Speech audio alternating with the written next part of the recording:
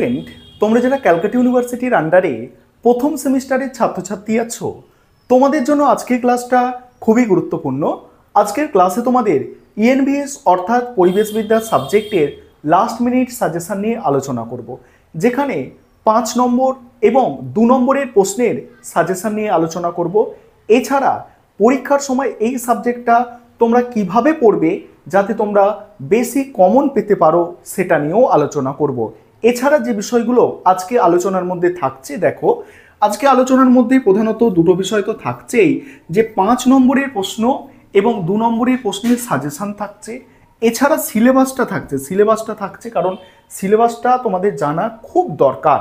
তারপরে থাকছে PYQ অর্থাৎ 2023 অর্থাৎ বিগত বছরের প্রশ্নপত্রের সমাধানের মধ্যে থাকছে MCQ এবং SAQর সমাধানগুলো। দেখো প্রথমেই বলি, তোমাদের এই যে ইএনভিএস সাবজেক্ট, এটা হচ্ছে তোমাদের 50 নম্বরের পরীক্ষা। 50-এর মধ্যে কিভাবে 50 টার্গেট নিয়ে তোমরা এগোবে। দেখো তোমাদের 5 নম্বরের প্রশ্ন 4টে অ্যান্সার করতে হয় 20। আমি 5 নম্বরের প্রশ্নের সাজেশন আলোচনা করব, ঠিক আছে।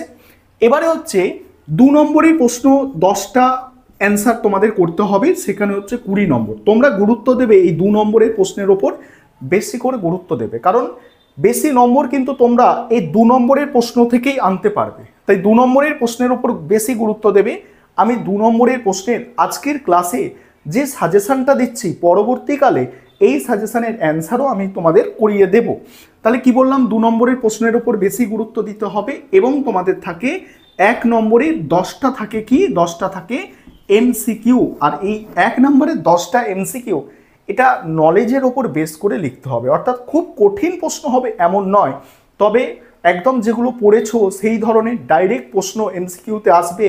যে MCQ তুমি বইয়ে পড়েছো বা কোনো টিচার তোমাকে করিয়েছে সেই MCQ ডাইরেক্ট তুমি কমন পাবে, সেক্ষেত্রে কিন্তু এটা সম্ভব নয়। তাই 2 নম্বরের প্রশ্নের ওপর বেশি গুরুত্ব দিতে হবে, তারপর তোমাকে গুরুত্ব দিতে হবে 5 নম্বরের প্রশ্নের ওপর, কারণ এই দুটো পোর্শনই তোমার হচ্ছে নম্বর পাওয়ার জায়গা।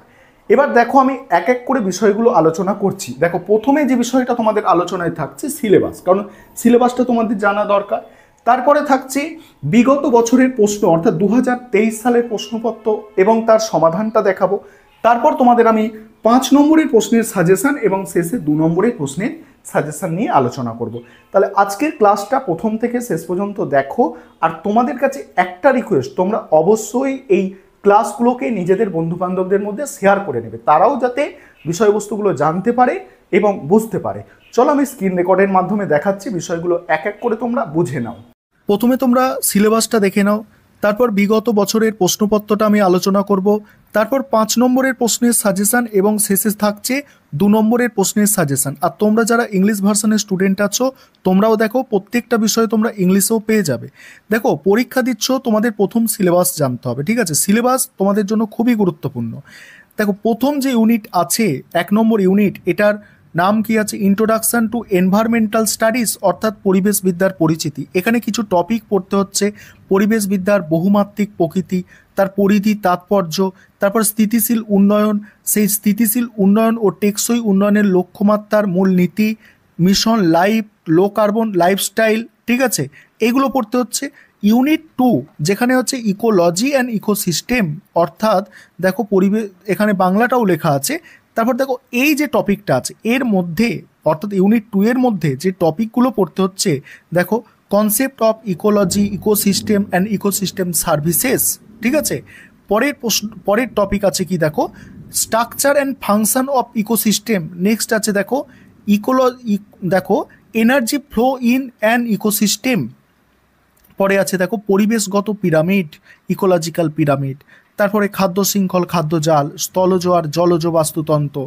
পরে আছে দেখো জনসংখ্যা, তার সম্প্রদায়, বাস্তুবিদ্যার মৌলিক ধারণা, পরিবেশগত উত্তরাধিকারের ধারণা।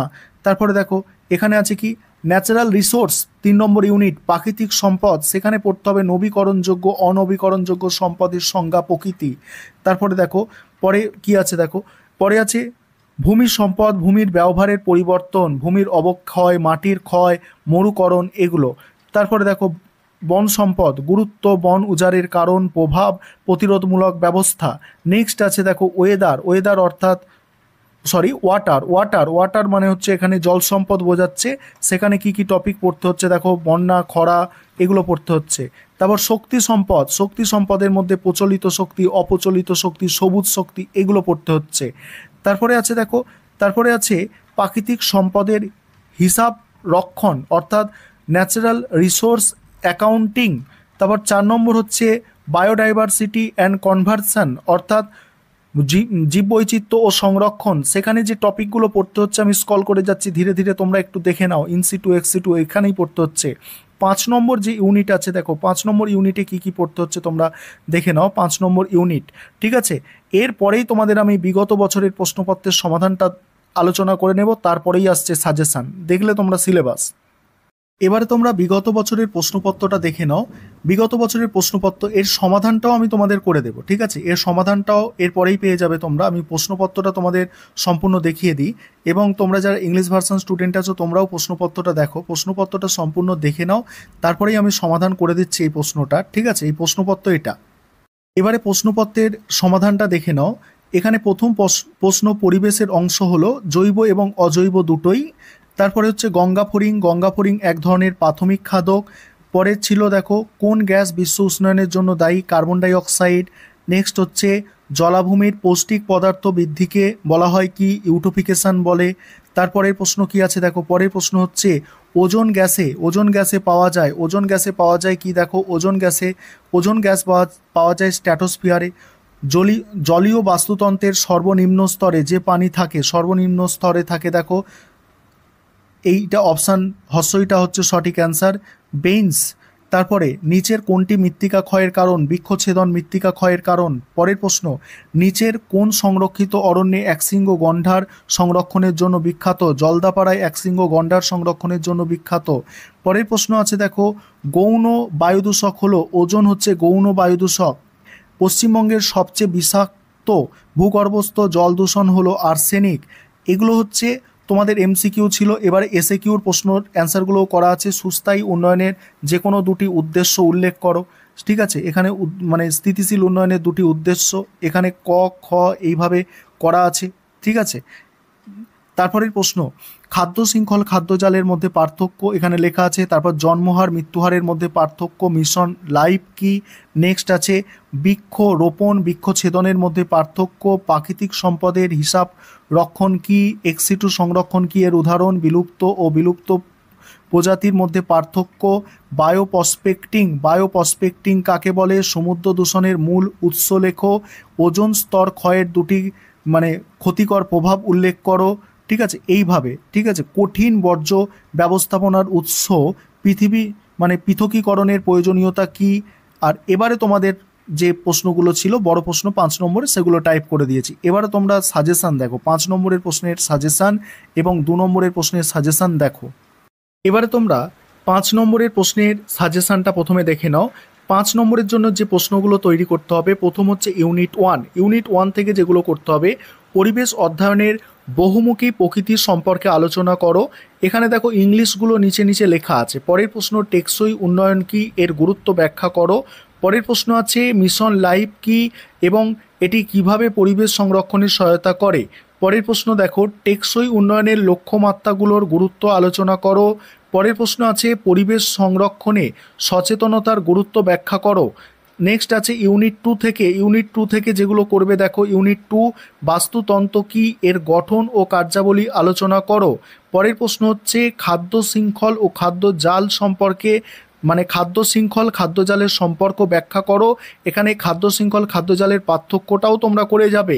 বাস্তুতন্ত্রের শক্তির প্রবাহ কিভাবে কাজ করে। পরের প্রশ্ন দেখো, পরের প্রশ্ন হচ্ছে জনসংখ্যা ও সম্প্রদায় বাস্তুবিদ্যার মৌলিক ধারণা ব্যাখ্যা করো। পরের প্রশ্ন পরিবেশে ইকোলজিক্যাল সাকসেশন কিভাবে ঘটে। এই প্রশ্নটা কিন্তু এবারের জন্য মোস্ট ইম্পর্টেন্ট প্রশ্ন। এবার 3 নম্বর ইউনিট দেখে নাও। 3 নম্বর ইউনিট আছে নবায়নযোগ্য ও অনবায়নযোগ্য অর্থাৎ নবীকরণ এবং অনবীকরণযোগ্য সম্পদের মধ্যে পার্থক্য। পরের প্রশ্ন আছে বন উজাড়ের কারণ এবং প্রতিকারমূলক ব্যবস্থা আলোচনা করো। নেক্সট আছে ভারতে জল সম্পদ ব্যবস্থাপনার প্রধান চ্যালেঞ্জগুলি কি কি। তারপরের প্রশ্ন দেখো, পরের প্রশ্ন আছে ভূমির অবক্ষয় ও মরুকরণ কি, এর কারণ ও প্রতিকার ব্যাখ্যা করো। পরের প্রশ্ন, বিকল্প শক্তির উৎসগুলি গুরুত্ব আলোচনা করো। নেক্সট আছে দেখো, নেক্সট হচ্ছে তোমাদের ইউনিট 4 থেকে যেগুলো করতে হবে, ভারতের জীববৈচিত্র্যের গুরুত্ব কি। নেক্সট আছে জীববৈচিত্র্যের বিভিন্ন স্তরের সংজ্ঞা ও ব্যাখ্যা দিন। পরের প্রশ্ন দেখো, পরের প্রশ্ন আছে ইনসিটু এক্সিটু সংরক্ষণের মধ্যে পার্থক্য কাকে বলে, এটা একটু করে নেবে এবং পার্থক্যও থাকবে। তারপরে দেখো জীববৈচিত্র্যের জন্য প্রধান হুমকিগুলো কি কি, প্রধান যে থ্রেট আছে সেগুলো কি কি। পরের প্রশ্ন, বায়োপ্রসপেক্টিং এবং বায়োপাইরেসি কি। এবারে দেখো 5 নম্বর ইউনিট থেকে যেগুলো করতে হচ্ছে, বায়ু দূষণের প্রধান কারণ, প্রতিকারমূলক ব্যবস্থা আলোচনা করো। নেক্সট, জল দূষণের কারণ, প্রতিকার সম্পর্কে ব্যাখ্যা করো। পরের প্রশ্ন দেখো, পরের প্রশ্ন আছে কঠিন বর্জ্য ব্যবস্থাপনা কি, এর গুরুত্ব ব্যাখ্যা করো। নেক্সট আছে ওজোন স্তরের ক্ষয় কি, এর কারণ ও প্রভাব আলোচনা করো। নেক্সট, বিশ্ব উষ্ণায়ন কি, এর প্রভাব ব্যাখ্যা করো। এবার তোমরা 2 নম্বরের প্রশ্নের সাজেশন দেখো। এবারে তোমরা 2 নম্বরের প্রশ্নের সাজেশন দেখো, ঠিক আছে। 2 নম্বরের প্রশ্নের সাজেশনটা দেখে নাও এবং প্রথমে বেঙ্গলি ভার্সান তারপর ইংলিশ ভার্সানটা আমি তোমাদের আলোচনা করছি। দেখো ইউনিট 1 থেকে যেগুলো করতে হবে, পরিবেশের সংজ্ঞা, পরিবেশবিদ্যার গুরুত্ব, পরিবেশবিদ্যার পরিধি, পরিবেশবিদ্যার দুটি প্রয়োজনীয়তা লেখো, স্থিতিশীল উন্নয়ন কাকে বলে, স্থিতিশীল উন্নয়নের দুটি প্রয়োজনীয়তা লেখো, স্থিতিশীল উন্নয়নের দুটি লক্ষ্য লেখো, লো কার্বন লাইফস্টাইল কাকে বলে, মিশন লাইফ কাকে বলে, মিশন লাইফের 3টি কৌশল কি কি। এই হচ্ছে তোমাদের প্রথম ইউনিট। এবারে দ্বিতীয় ইউনিট দেখো, ইকোলজি কাকে বলে, ইকোসিস্টেম কাকে বলে, বাস্তুতন্ত্রের দুটি কার্যাবলী, খাদ্য শৃঙ্খল কাকে বলে, খাদ্য জাল কাকে বলে। তারপরে আছে দেখো খাদ্য শৃঙ্খল ও খাদ্য জালের মধ্যে দুটি পার্থক্য, বায়োমস কাকে বলে, অরণ্যের বাস্তুতন্ত্রের উদাহরণ দাও, পুকুরের বাস্তুতন্ত্রের উদাহরণ দাও, জনসংখ্যা বাস্তুবিদ্যা কাকে বলে, সম্প্রদায় বাস্তুস্বাস্থ্য কি, খাদ্য পিরামিড কাকে বলে, 10% সূত্র লেখো। তারপরে দেখো এবার ইউনিট 3 থেকে সম্পদের সংজ্ঞা দাও, পুনর্ভব সম্পদ কাকে বলে, অপুনর্ভব সম্পদ কাকে বলে, পুনর্ভব অপুনর্ভব সম্পদের পার্থক্য, বৃষ্টির জল সংরক্ষণের দুটি উপকারিতা, বন্যার দুটি কারণ, খরা কাকে বলে, শক্তি সম্পদ কাকে বলে, সবুজ শক্তি কাকে বলে, সবুজ শক্তি কিভাবে কাজ করে, প্রাকৃতিক সম্পদ অ্যাকাউন্টিং কাকে বলে, সৌর শক্তির দুটি ব্যবহার লেখো, ভূতাপ শক্তি কাকে বলে, ভূমিক্ষয়ের দুটি কারণ লেখো। তারপরে দেখো পরের প্রশ্ন কি আছে, মরুকরণের দুটি কারণ, এটা কারণ হবে, কারণ লেখো, অরণ্য ধ্বংসের দুটি কারণ, অরণ্য ধ্বংসের দুটি ফলাফল, ঠিক আছে, বা অরণ্য হননের দুটি ফলাফল লেখো। এবার ইউনিট 4, জীববৈচিত্র্য কাকে বলে, জিনগত বৈচিত্র্য, প্রজাতিগত বৈচিত্র্য কাকে বলে, জীববৈচিত্র্যের দুটি গুরুত্ব লেখো, জীববৈচিত্র্য হটস্পট কাকে বলে, ভারতের জীববৈচিত্র্য হটস্পটের নাম লেখো, এন্ডিমিজ কি, এক্সিটু সংরক্ষণ কাকে বলে, ইনসিটু সংরক্ষণ কাকে বলে, ইনসিটু সংরক্ষণের দুটি পার্থক্য লেখো, এক্সিটু সংরক্ষণ ইনসিটু সংরক্ষণের উদাহরণ দাও, জীববৈচিত্র্যের সংকট কাকে বলে, ইকোলজিক্যাল সাকসেশন কাকে বলে, বায়োপ্রসপেক্টিং কাকে বলে, বায়োপাইরেসি কাকে বলে। এই গেল ইউনিট 4। এবার ইউনিট 5 অর্থাৎ ইউনিট 5, ধোঁয়াশা কাকে বলে, অ্যাসিড বৃষ্টি কাকে বলে, ঠিক আছে। পরের প্রশ্ন দেখো, আর্সেনিক দূষণ কাকে বলে, বিশ্ব উষ্ণায়ন কাকে বলে, বিশ্ব উষ্ণায়নের কারণ, বিশ্ব উষ্ণায়নের জন্য দায়ী দুটি গ্যাসের নাম, জল দূষণ নিয়ন্ত্রণের দুটি উপায়, সামুদ্রিক দূষণের দুটি কারণ, সমুদ্র দূষণের দুটি ফল, বিপজ্জনক বর্জ্য কাকে বলে, পৌর বর্জ্য কাকে বলে, কয়েকটি বায়োমেডিকেল বর্জ্যের উদাহরণ, বর্জ্য কাকে বলে, জলবায়ুর পরিবর্তন কাকে বলে, গ্রিনহাউস এফেক্ট কাকে বলে, অম্ল বৃষ্টির দুটি প্রভাব। এবার তোমরা যারা ইংলিশ ভার্সন স্টুডেন্ট তোমরা এবার দেখো 2 নম্বরের প্রশ্নের সাজেশন। যারা ইংলিশ ভার্সন স্টুডেন্ট আছো তোমরা 2 নম্বরের প্রশ্নের সাজেশনটা দেখে নাও, আমি স্ক্রল করে যাচ্ছি, তোমরা সাজেশনটা দেখে নাও। আর এর পরবর্তীকালে আমি উত্তরগুলো আলোচনা করব যখন সময় পাবো, ঠিক আছে। এখন অনেকটাই আলোচনা করলাম, দেখো আবার যত তাড়াতাড়ি পারি তোমাদের জন্য আমি আলোচনা নিয়ে আসবো। তোমরা সঙ্গে থেকো, যেমন আছো সঙ্গে থেকো, অবশ্যই তোমাদের পরীক্ষা ভালো হবে।